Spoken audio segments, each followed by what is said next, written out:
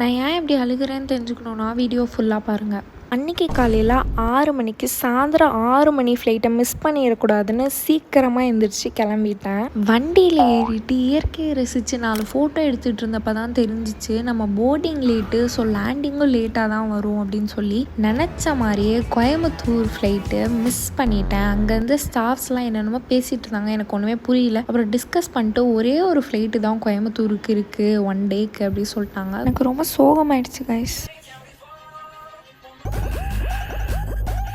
ரொம்ப சோகம் கைஸ்.